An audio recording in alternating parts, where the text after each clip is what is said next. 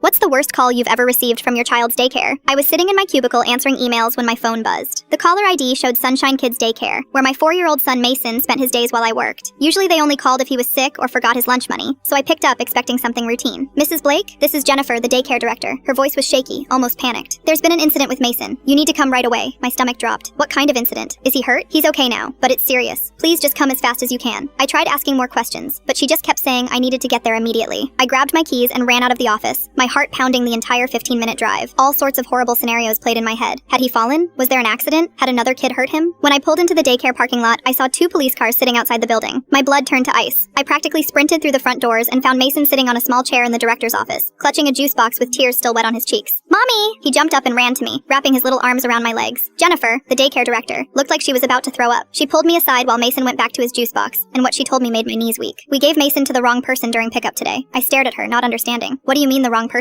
A woman came in around 3 o'clock and said she was Mason's aunt. She knew his name, knew some details about him. Our new receptionist, Kelly, didn't check the pickup authorization list or ask for ID. She just handed Mason over. The room started spinning. Where is he now? Where was he? We got him back. He's safe. But Monica, he was gone for 23 minutes before we realized what happened. 23 minutes. My 4-year-old son had been missing for almost half an hour, and I had no idea. I felt like I was going to be sick. Jennifer explained that one of Mason's regular teachers, Miss Sarah, had gone to find him for their usual goodbye hug when parents started arriving for pickup. When she couldn't find him anywhere, she checked with Kelly at the front desk. Kelly said a nice lady picked him up early, but when Miss Sarah asked who, Kelly couldn't remember the woman's name. That's when we checked our pickup logs and security footage. The cameras showed everything. A woman I'd never seen before had walked in, talked to Kelly for less than 2 minutes, and then walked out holding Mason's hand. Mason looked confused but wasn't crying or fighting. He probably thought it was someone I had sent. The woman seemed to know him, Jennifer continued. She called him by name, mentioned that he liked dinosaurs. Kelly thought she seemed legitimate. But here's the thing that saved my son. I had drilled Mason's phone number into his head since he was 3 years old, made him practice it over and over until he could recite it perfectly. The woman had taken Mason to Riverside Park, about 6 blocks away. She sat him on a bench and started talking to him like he was her own child, calling him different names, asking about school projects he'd never done. Mason got scared and started crying, asking for me. That's when a jogger nearby heard him clearly reciting my phone number through his tears, asking the woman to call his mommy. The jogger, a man named David, approached them and asked if everything was okay. Mason immediately ran to him and begged him to call me. The woman started acting erratic, claiming Mason was her son, that people were trying to steal him from her. David called the number Mason gave him, which rang my work phone. When I didn't answer, he called 911. Police arrived at the park within 8 minutes and arrested the woman on the spot. It turned out she was Janet Mills, a former daycare parent whose own son had been removed from her custody 2 years earlier in a messy divorce. She'd been watching the daycare, waiting for the right moment. She thought Mason was her son Kevin, who would be about the same age now. Janet had no intention of hurting Mason. In her twisted mind, she believed he was her child that had been stolen from her. But that didn't matter to me. My son had been kidnapped because of their negligence. The police officer explained that Janet had been living in her car for weeks, watching different daycares around town. She'd gathered information about several children, including Mason, probably from overhearing conversations during previous visits. I pressed charges immediately.